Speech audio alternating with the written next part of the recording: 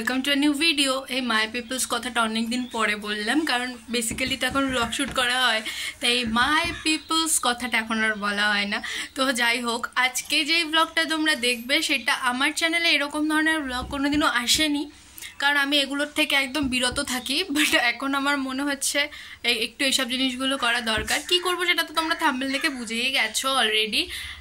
কাকগুলো বড্ড জ্বালায়। যাই হোক, কাকের কাজ জ্বালানো। আমার ভয়েসের সাথে সাথে তোমরা একটু কাকের ভয়েসও শুনে একটু মানিয়ে গুছিয়ে নিও। যাই হোক, তো থাম্বনেল দেখে তো বুঝেই গেছো যে কী বিষয় ভিডিওটা হচ্ছে স্কিন কেয়ার, যেটা আমি জম্মে করি না, মানে কোনো প্রোডাক্ট ইউজ করি না, কিচ্ছু করি না। বাট তাও একটা হোম রেমেডি আমার মা আমার সাথে শেয়ার করলো, আমি ভাবলাম সেটা কারণে তোমাদের সাথে শেয়ার করি। আর আমার মুখে তোমরা দেখবে একটু জুম করলে এখান দিয়ে ব্ল্যাক হেডস, হোয়াইট হেডস, তারপরে গোটা গোটা সব, জানি না কি, আমি কোনো কিচ্ছু ইউজ করি না। আর তোমরা শুনলে হাসবে, ইভেন 2 থেকে 3 বছর আগে আমি ফেস ওয়াশ ইউজ করতাম না, ওটা আমি 2-3 বছর ধরে ইউজ করছি। আর মেকআপের কথা তো ছেড়েই দাও, সেটা তোমরা সবাই জানো যে আমি ইউজ করি না। তো একটু স্কিন কেয়ার করতে হয়। ইভেন আমি তো কোনো ময়শ্চারাইজারও, আমি জাস্ট নিভিয়া টিভি এসব মাখতাম, আমার স্কিনে কি শ্যুট খাবে আমি সেটাও মাখতাম না। তো এইবার এত গরমের মধ্যে যখন আর কি 44 ডিগ্রি হচ্ছিল, তখন আমার স্কিনটা ভীষণ রাফ হয়ে গেছিলো ওই গরমের মধ্যেও। তো আমি তখনও কিছু মাখতাম না, তো আমি বোরোলিন মাখছিলাম। বাট বোরোলিন মাখলে বলে চামড়াটা কালো হয়ে যায়। তো আমার বান্ধবী আছে অর্ণা, তো ওর সাথে আমি শেয়ার করলাম। তারপরে ও আমাকে একটা সাজেস্ট করলো বায়োটিকের একটা ময়শ্চারাইজার, তো তারপরে আমি সেটা ইউজ করছি এখন ইউজ করার পর স্কিনটা একটু ঠিকঠাক আছে। বাট বেশি গরমে তো ইউজ করা যাচ্ছে না, কারণ ওটা ময়শ্চারাইজার। আমার যেহেতু ড্রাই স্কিন, সেই জন্য আমার ওটা একটুখানি যখন বৃষ্টি হচ্ছে তখন ইউজ করতে পারছি। তো এই গরমে কিভাবে আমার স্কিনটা ঠিক থাকবে সেটার জন্য আমার মা আমাকে এই টোটকাটা বললো। টোটকা মানে এটা একদমই ঘরোয়া পদ্ধতিতে। তো চলো সেই মিক্সচারটা বানাই, দেন অ্যাপ্লাই করি।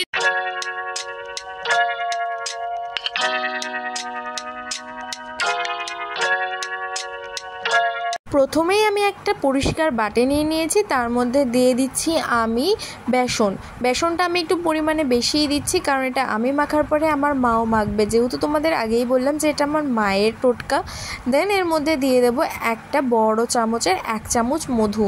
তোমরা চাইলে সেটাকে কম বেশি করে দিতেই পারো অবশ্যই, কিন্তু মধু আর লেবু এই দুটো কিন্তু মাস্ট, মানে এখানে একটা ইনগ্রিডিয়েন্টসও তোমরা বাদ দিতে পারবে না। আর আমি এখানে চেষ্টা করছি লেবুর যতটুকু রস আছে সবটুকু নিংড়ে নেওয়ার। দেন আমি দিয়ে দিচ্ছি এখানে পরিমাণ মতন জল। আমার জলের পরিমাণটা প্রথমে একটু কম হয়ে গেছে, সেই জন্য আমি আরেকটু পরিমাণ বুঝে জল দিয়ে দিচ্ছি। আর জল দেওয়ার পর কিন্তু এটাকে অনেক টাইম লাগিয়ে ফেটাতে হবে, যাতে কোনো দানা দানা থেকে না যায়, কারণ যদি কোনো দানা দানা থেকে যায় তাহলে সেটা ভালো করে মুখে অ্যাপ্লাই করা যাবে না, আর সেটা ঠিক করে ফেটানোও হবে না। আর এই দেখো আমার ফেটানোটা একদম রেডি, কোনো দানা দানা নেই। দেন আমি চুল গুটিয়ে রেডি হচ্ছি, কারণ এখন আমি এটা মুখে অ্যাপ্লাই করব। আর তার জন্য চুল গোটানোটা বেশি ইম্পর্টেন্ট। আর আমার মুখটা দেখতেই পাচ্ছিলে কি বাজে অবস্থা ছিল। আর তারপরে আমি মুখটাকে ভালো করে ধুয়ে নিয়ে দেন আমি একটা ভালো টাওয়াল রুমাল দিয়ে ভালো করে মুখটাকে পরিষ্কার করে নিচ্ছি, যাতে মুখে কোনো জল না থাকে। আর তোমরাও সেটাই করবে। দেন আমি এই মিক্সচারটাকে অ্যাপ্লাই করছি। আর তোমরা তো দেখতেই পাচ্ছ যে মিক্সচারটা কিন্তু খুব বেশি পাতলা হয়নি আর খুব বেশি গাঢ়ও হয়নি, মাঝামাঝি টাইপের রয়েছে। আর এরকমই করবে, তাহলে মুখে অ্যাপ্লাই করতেও তোমাদের সুবিধা হবে। আর আমি হাত দিয়েই অ্যাপ্লাই করছি, কারণ আমার কাছে মুখে অ্যাপ্লাই করার মতন কোনো টুলস ছিল না, তাই জন্য। তোমরা চাইলে তোমাদের যদি কোনো ব্রাশ বা কিছু থাকে তা দিয়ে অ্যাপ্লাই করতেই পারো, বাট আমি হাত দিয়ে বেশি কমফোর্টেবল, সেজন্য আমি এটা মুখে হাত দিয়েই অ্যাপ্লাই করছি। তো চলো অ্যাপ্লাই করে তারপরে আমরা ওয়েট করব প্রায় 10 থেকে 20 মিনিট। যার মুখে যতটা টাইম লাগে শোকাতে, আমার মুখে একটু টাইম লাগে, কারণ আমার মুখে প্রচুর ঘাম হয় সেই জন্য। তো আমি এটা অ্যাপ্লাই করে ফ্যানের তলাতেই থাকবো, যাতে আমার ঘামটা না হয়। তো চলো এটা পুরোটা মুখে আমি অ্যাপ্লাই করে নিই। আর তোমরা অবশ্যই একটা জিনিস খেয়াল রাখবে, কোনো জায়গায় যেন কম বা কোনো জায়গায় বেশি যেন না হয়ে যায়, সব জায়গায় সমানভাবে অ্যাপ্লাই করবে। দেখো কথা বলতে বলতে আমার হয়েও গেল। আফটার 20 to 30 মিনিটস আমার এটা শোকাচ্ছে। তোমাদের কিন্তু কম টাইম বা বেশি টাইম লাগতে পারে। যখন তোমাদের মুখে এরকম টান ধরবে তখনই তোমরা বুঝতে পারবে যে তোমাদেরটা শুকিয়ে গেছে। আর আমি এটাকে ফার্স্টে রিমুভ করব না জল দিয়ে, আমি এটাকে ফার্স্টে যে লেবুটা আমি ইউজ করেছিলাম তার চোকলাটা বেঁচে গেছিলো, সেটা দিয়ে আগে র্যাপ করে নেব, তারপরে আমি জল দিয়ে মুখটাকে ভালো করে ধোবো।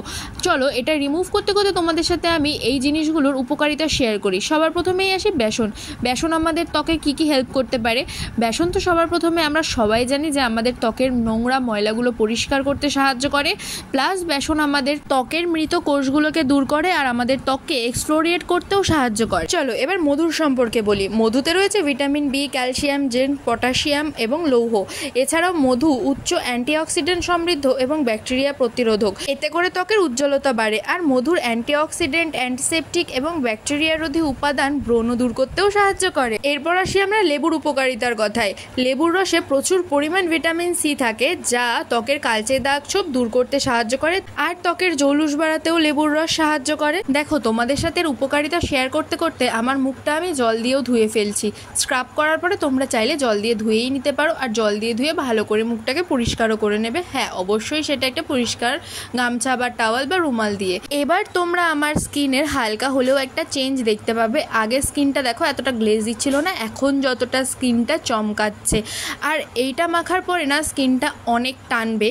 তার জন্য আমি এই ময়শ্চারাইজারটা ইউজ করলাম, যেটা আমি শুরুতেই বলেছিলাম যে আমার বান্ধবী আমায় সাজেস্ট করেছিল বায়োটেকের এই ময়শ্চারাইজারটা। এটা গরমে আমি মাখি না, যখন একটু বৃষ্টি হয় তখনই আমি মাখি। যেহেতু এটা ময়শ্চারাইজার গরমে ঘামে থাকেও না, বাট মুখটা যেহেতু টানবে সেই জন্য একটা কিছু ময়শ্চারাইজার মেখে নেওয়া ভালো। তোমাদেরকেও আমি এটাই সাজেস্ট করবো, তোমরা যে যা ময়শ্চারাইজার মাখো বা সানস্ক্রিন মাখো বা যেই ক্রিমই তোমরা ইউজ করো না কেন গরমের দিনে, সেটা তোমরা এটা অ্যাপ্লাই করার পরে মেখে নেবে। এবার চলো আমার স্কিনটাকে এবার একটু তোমরা স্লো মোশনে দেখে নাও তো যে কেমন হলো।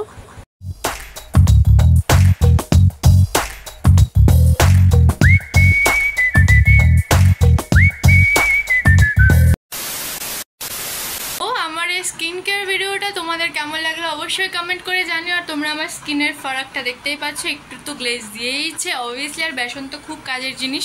তো চলো ভিডিওটা তাহলে এখানে এন্ড করি। ভিডিওটা কেমন লাগলো অবশ্যই কমেন্ট করে জানাবে। ভালো লাগলে একটা লাইক করে চ্যানেলটা সাবস্ক্রাইব করে দিও। সবাই ভালো থেকো, সুস্থ থেকো, বাই।